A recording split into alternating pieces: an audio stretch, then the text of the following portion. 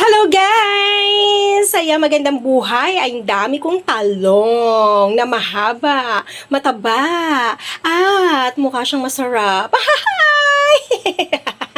Guys, ayan oh. Yan yung binigay sa akin na talong ng aking suki, no?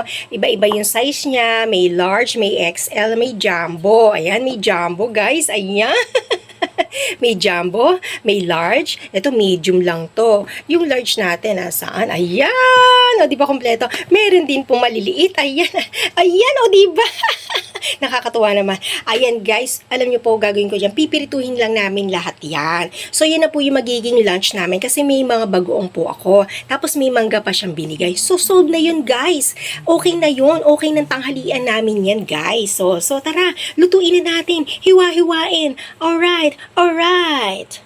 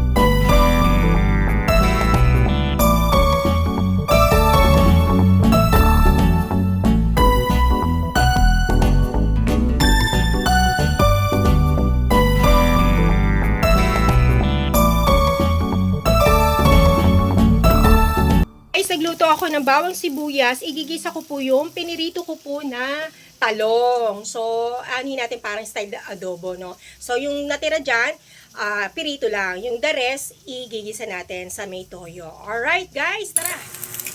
Ayan, guys, lalagay ko yung iba.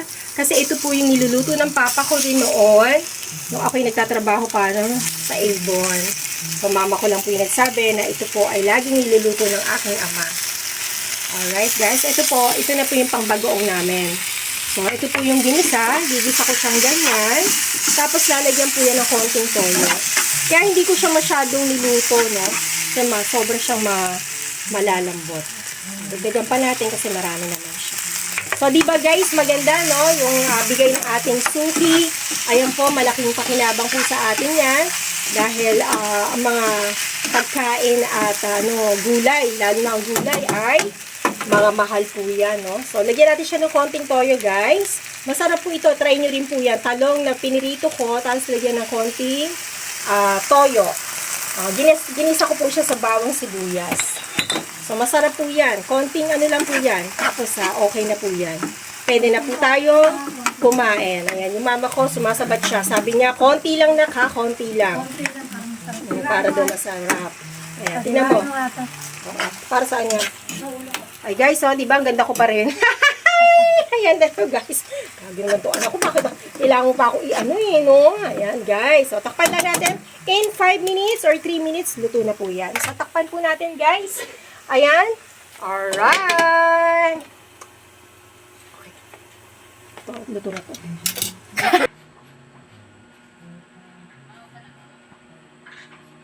So, ayan guys, naluto ko na po ang fried na talong at ang adobong talong. No? Ginisa lang po siya sa toyo, tapos with bagoong. Lagyan natin ng konting sili para may sipa. No? Ayan, samahan nyo ako guys kumain. Ayan, panoorin nyo akong kumain. Konting kanin lang naman po ang aking titirahin ngayon. Nakakahiya naman po sa buong madla. Alright guys, kaon-kaon na. Tara, tara, tara.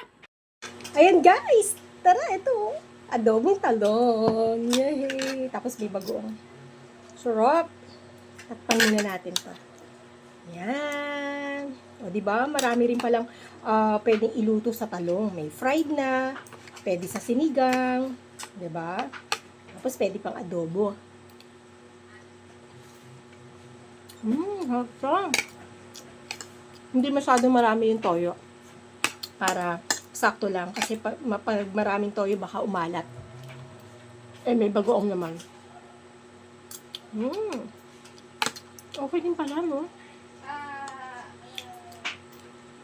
Diba? Wala pang lunch. 10:20 pa lang, oh.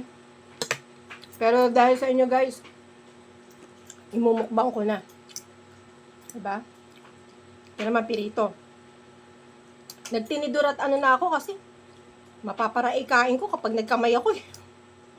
At pati balat kinakain ko na rin.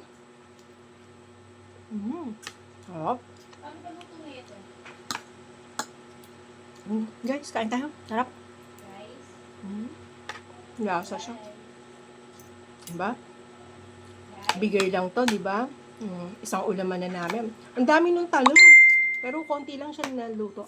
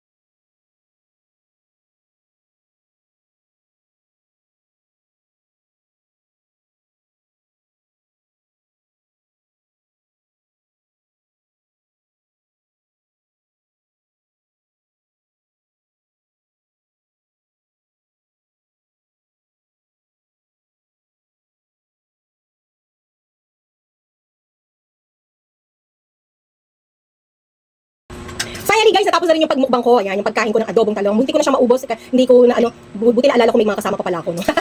Pero marami pa siya. Gusto siya din ng anak ko. Ewan ko kakainin niya nga talaga. Pero kinain niya itong pirito kanina. So okay na yan.